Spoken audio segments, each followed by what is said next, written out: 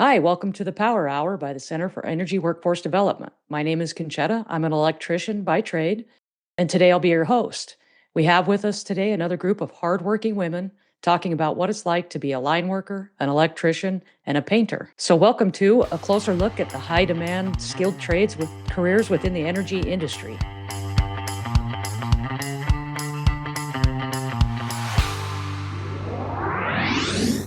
Thanks everybody for joining us for another Power Hour webinar. My name is Conchetta. I'm an electrician by trade, and I kind of got here by accident. We won't go into really my story as deep this time. You can catch that on one of our previous shows. But what I do want to say is we have some incredible women on with us today to talk about their careers. So we're doing a little bit of a deeper dive into some of the different careers within, the trades, skilled trades in the energy industry. First of all, let's introduce my friends that we've got here, and let's start with Traci. Traci, can you tell us a little bit about yourself and what your trade is, how you got your start, and maybe what your current role is? Hi, I'm Traci Mitts. So I am an industrial painter.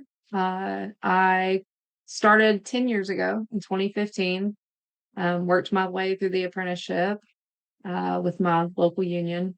And I mainly, like right now, I am just a worker, just a painter at a nuclear plant.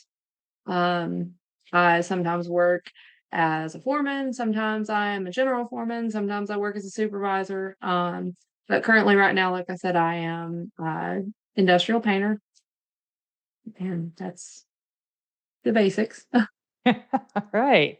Um, we all get our start somewhere, but I wouldn't say you're just a painter because I know I've been in some of the supervision roles as well as been what we call on my tools, working with the tools every day.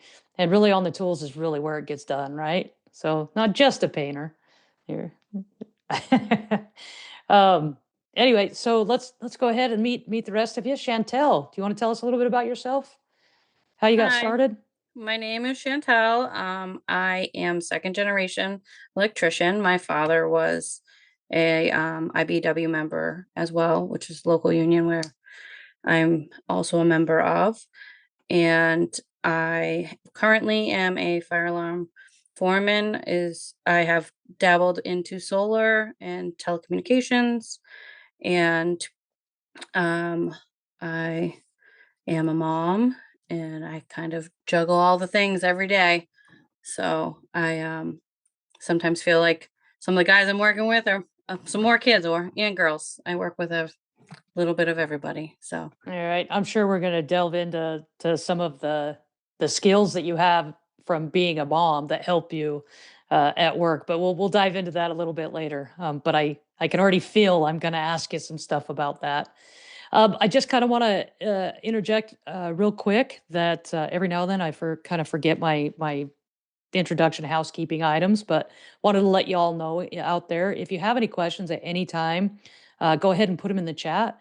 We are going to, take a couple different breaks where we're going to jump in and answer some of your questions. So I'd really like to keep those questions coming because, man, we want to talk to you too. So, and then next we have with us Jessica. Jessica, do you want to tell us a little bit about yourself and what trade you are and how you got your start and what your current role is?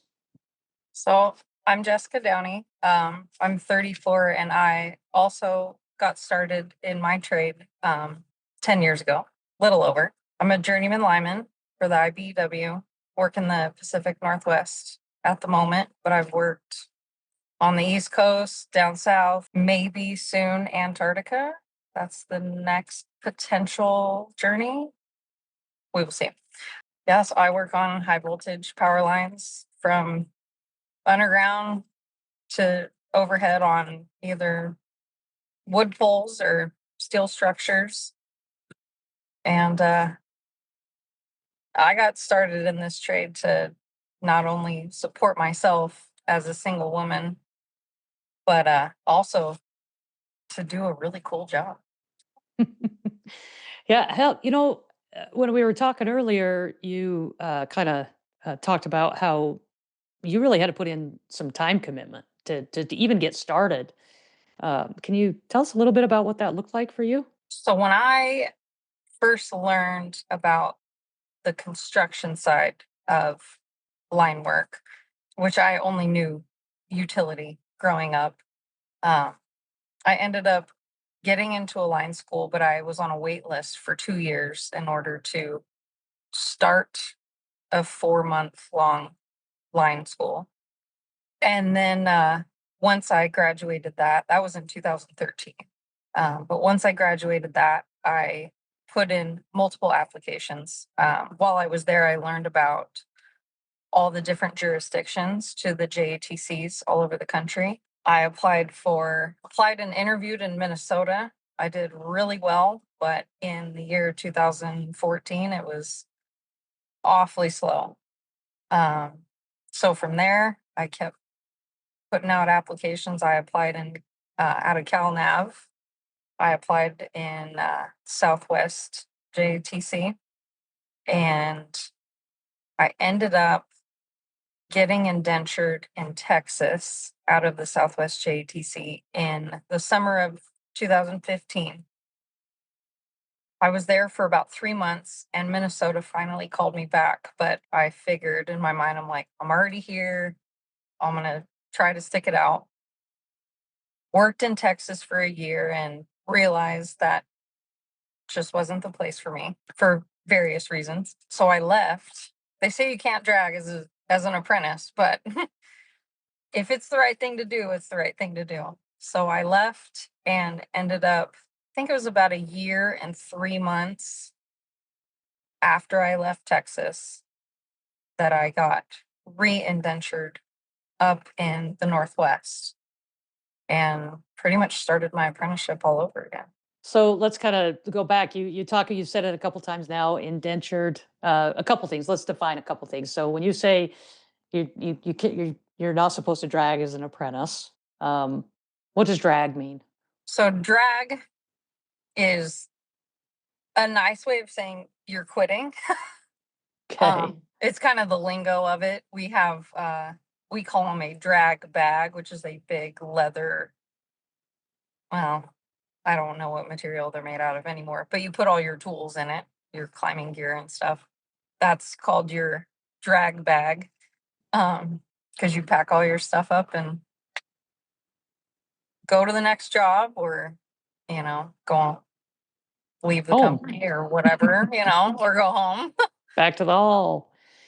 Okay, so with that, what you've said indentured, you got indentured into one program, and that essentially you quit, you drug up, and then you went to another area, and you said you got re-indentured. What does indentured mean?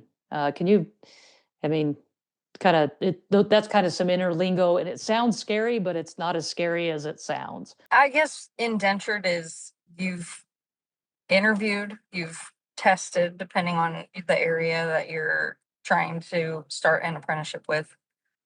You've passed whatever process that they have to become an apprenticeship in that area. It's not a bad thing. You've made it. You've started the beginning of your journey to, like in my case, becoming a journeyman lineman. Yeah, so I think I've said it on here before, but how I like to explain what that really means is I help with a pre-apprenticeship, and I tell folks, when you decide what you want to get into, the apprenticeship that you want to get into, do you apply for that apprenticeship? Think of it this way. Once you get accepted into one of those programs, you're married. Your goal is to make that marriage work. So because that indenture, it sounds kind of scary, but essentially what you're doing is you're promising to show up and do the job and learn the trade because they're investing into you, but they're going to pay you to do it. But it's definitely a commitment for sure. There's an expectation of commitment for there. Great. Since we've got you, Jessica, can you tell us what a day in life looks like for you? And I'm like, you wake up to when you go to bed. So most of my time in this career has been on the road. I've moved halfway across the country like 3 times now. But I live in Idaho. My house is in Idaho, but I work 2.5 hours away. So I have my camper set up closer.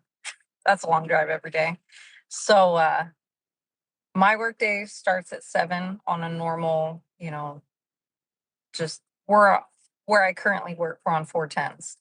I kind of push it. I like sleeping in.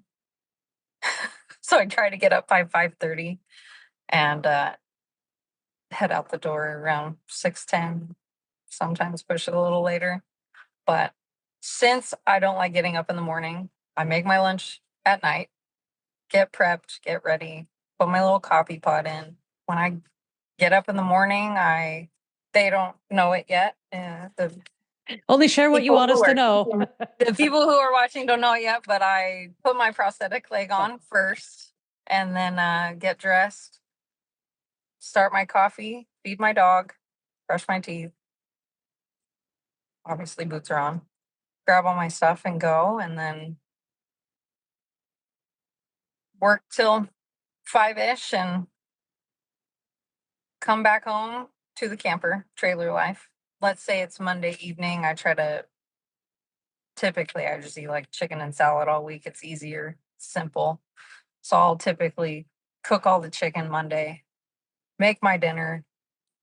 While I'm doing that, start the water heater, let that get going, and sit down, finally eat dinner, shower, and then do it all over again.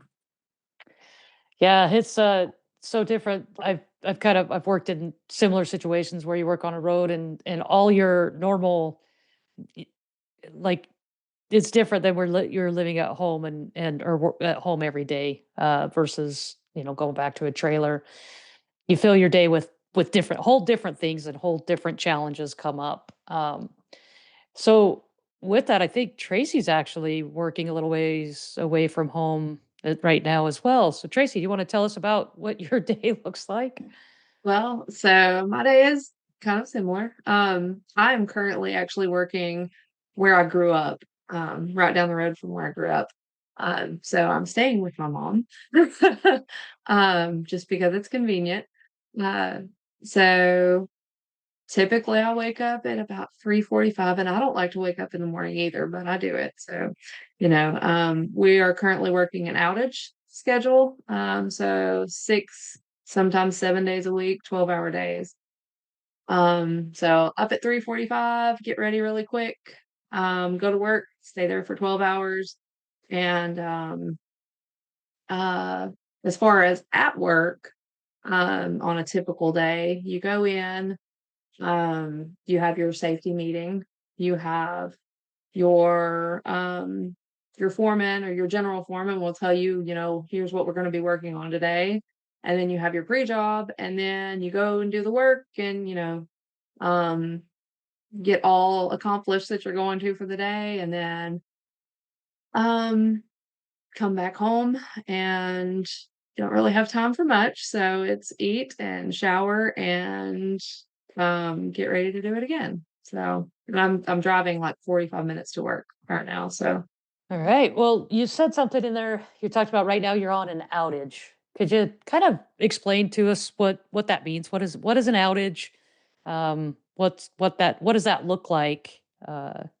Just for the folks that know, because that's typically a more demanding schedule. okay, so at a nuclear power plant, and at actually like gas refineries and a lot of other plants, they're going to go into an outage schedule whenever they bring the plant down to do any kind of maintenance. So at a nuclear plant, say, they're going to bring the plant down, defuel, pull the fuel assemblies out of the reactor, and refuel with new fuel. Um, so, and then in that time, they're going to do any kind of maintenance that needs to be done. So you're down for, say, 3 weeks, 4 weeks, somewhere around that. And they try to get in as much maintenance work as they can in that time. And because of that, because you have such a short amount of time, you're working 12-hour shifts. A lot of people are working 7 days a week. Some people are working 6 days a week, like say the electricians. who are covered workers. So they're working on safety related equipment and things like that. They'll only work 6 days because they're covered. All right.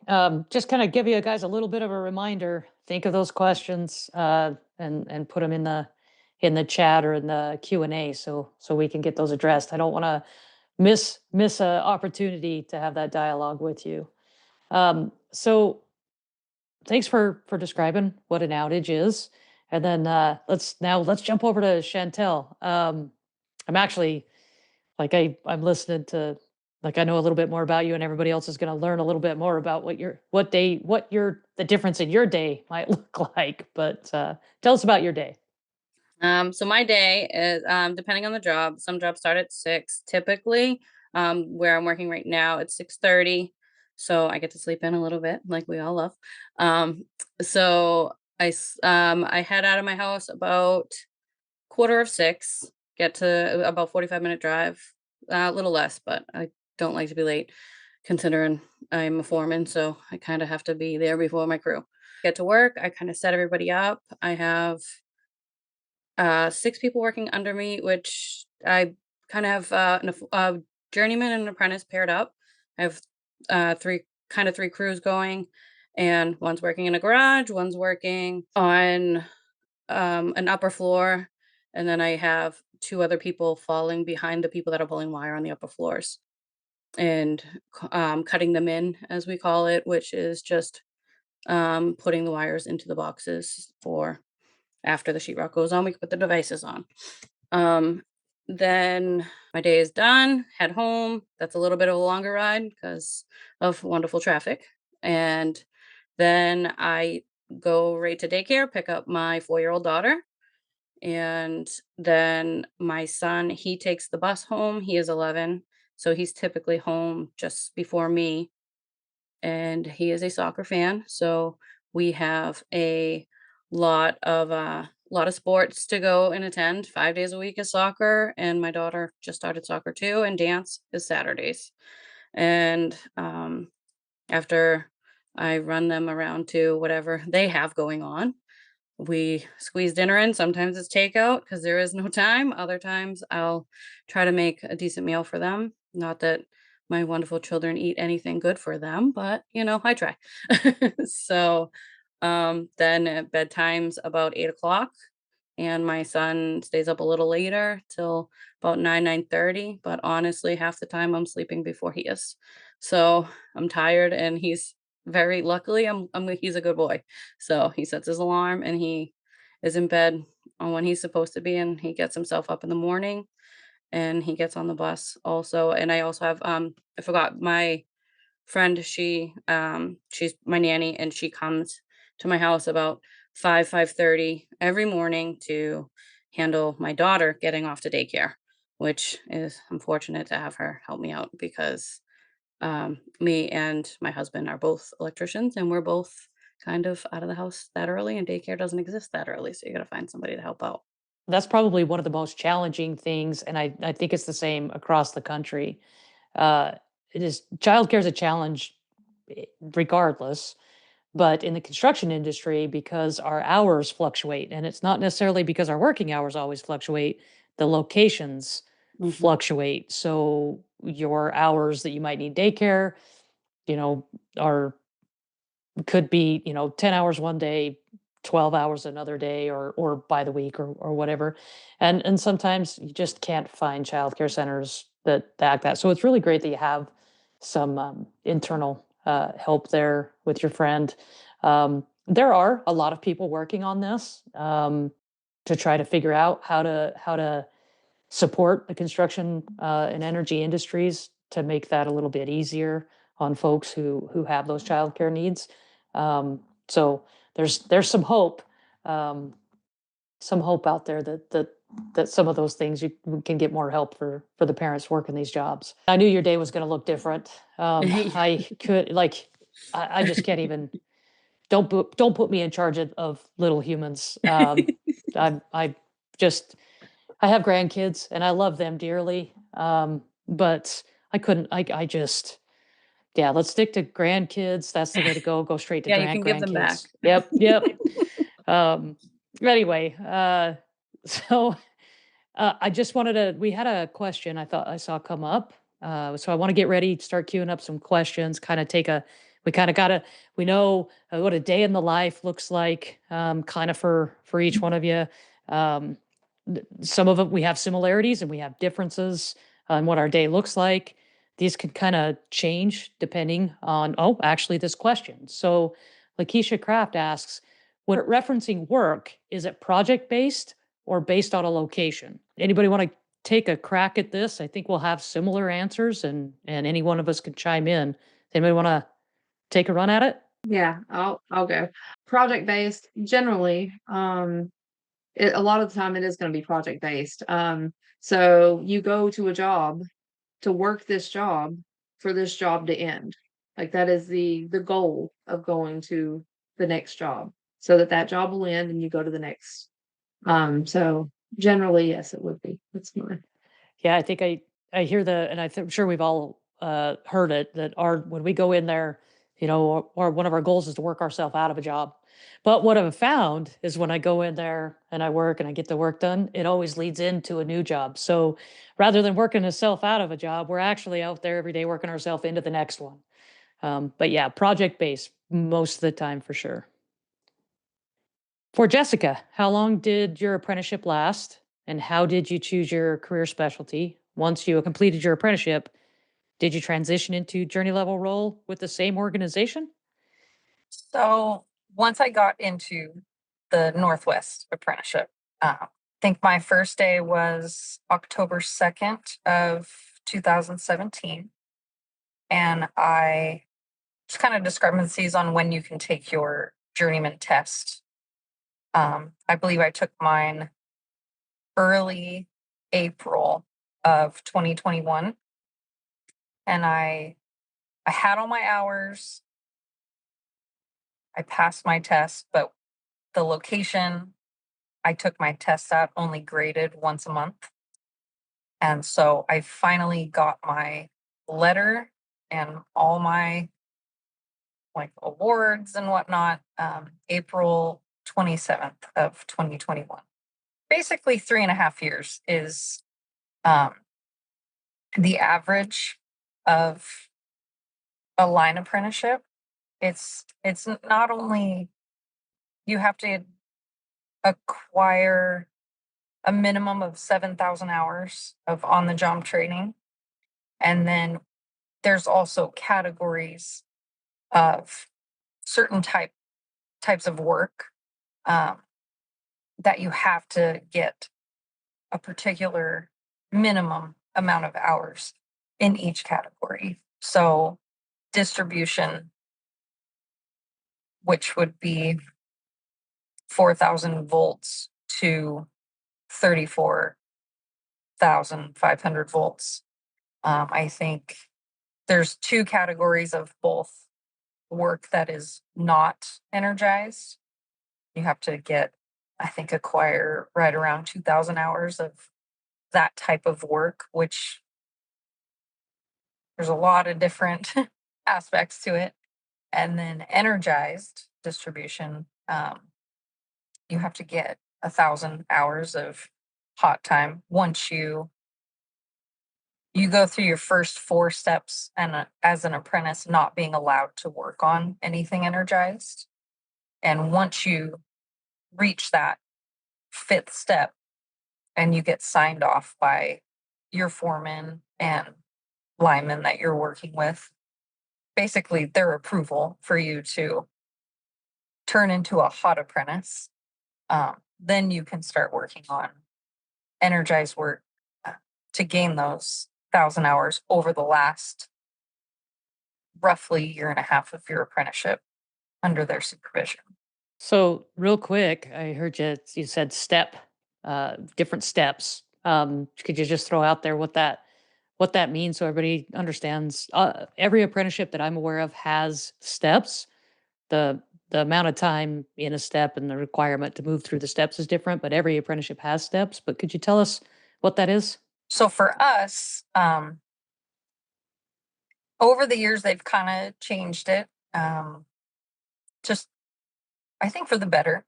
So now in the Northwest, you have 7 steps throughout your apprenticeship to become a journeyman lineman. Each step is a minimum of 1,000 hours. So 1,000 hours times 7 gets you your 7,000. Most people go over that because they've now added a minimum amount of time to be within that step. So it's now not only the hours, but each step, you're in that step for a minimum of 6 months in order to move on to the next step. And you're brand new, right? You get into this apprenticeship, you're a first step apprentice. That lets your foreman and your lineman know basically what level you're at or where you should be at. So if you're brand new, first step, first day on the job, their expectation of what you understand is not going to be at the same level as someone who is a fourth step who is basically 2 years into the apprenticeship. As you move forward, you gain steps, but you also should be gaining knowledge and confidence. And you also get pay raises, of course, on the way with each step, which everyone, obviously, we all do these jobs for the pay. That's the huge benefit. I think you answered that beautifully, very detailed. So whatever trade somebody gets into, just expect they'll lay out that what it takes, how many steps, depending on the trade, what it takes for you to graduate from each step. Your apprenticeship administrators, the program that you're in, will line out what that means for each one of you. All right, we're going to take one more last question before we move on. This is from Nick Chapital. What is the most challenging part of working in the industry? I could take it. All right. I'd say the most challenging part is I think it would really be that are you working yourself out of a job? Like, I mean, you go in, you do your best, and sometimes like you do unintentionally do it, but it's not for because you're not good at your job. It just really could be that whoever you're working for just didn't get another job for you.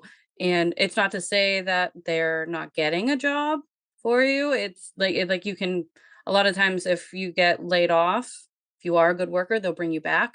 But I'd say that is probably the hardest thing when not knowing like working in the industry, like every day is you're good on this job. This job is a year, but what happens after that year?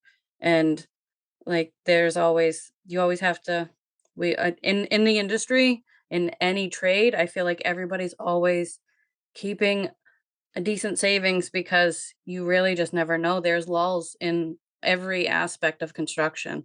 There's always a lull, and I feel like that is probably the biggest challenge that we face. Yeah, that is a challenge out there. I think over time we start to adapt to it by doing things like having those savings accounts. So getting laid off, which means just separated from employment, your job is done. There's nothing you've done wrong. Now you're, out of work. Just for the folks that uh, in our industry, there's ebbs and flows. But when one employer has the work, they finish up and like Chantel described, they may not have the next job lined right up, but there's other employers that would. So a lot of some usually, I mean, there are instances where there's a wait in between, but on the construction side of things, it's pretty typical to just go work for the next employer because the work that we all do in the trades, it it doesn't it's a craft. It doesn't change based on who we're working for typically. I mean, maybe some of the activities or the whether we're working industrial or on a commercial setting will change up the way we do some things and the materials we use, but the craft themselves are the same regardless of where we go. So it's pretty common to work for multiple employers when you're on the construction side of things. Just letting everybody know out there. There are some things that you will learn about in your apprenticeship and in your areas that help us navigate those times. Some resources, things like that that help us prepare for some of that stuff. I don't want it to super scare anybody, but it is a reality. So you've got to plan around that. So I had a journeyman tell me save your money. He put 10% of his everything he earned in the bank. Or sometimes it's, well, if you started out as a first year apprentice and that wage or first step apprentice and you made it off that wage, start putting your raises away in the bank. So it's just the nature of really being, good at what you do and working yourself out of that job, getting those projects done. But it's just a reality of the industry. We're going to kind of move on. If there's any questions that we don't get to and we have your information, we'll try to get some answers out to you. But you'll see in the chat, there are going to be several links that are posted in there that'll help you get more information. It's always good to get the information closer to the area that you're going to be working and living in, because there's some changes. So there's some local things that may affect some of the stuff that we're telling you here. We're very high level overview, but there are subtle differences depending on where in the country you are. So you'll look at your local resources. All right. Thank you for joining us for the Power Hour. Join us next time where Jessica, Chantel, and Traci start to discuss the physical and mental demands that they have faced and how they navigated them. Thank you for joining Power Hour. Join our live Power Hours at higherpower.org. Share Higher Power with anyone considering energy industry careers. And don't forget to subscribe. You can also listen to Higher Power wherever you get your podcasts and join us next week for another Power Hour.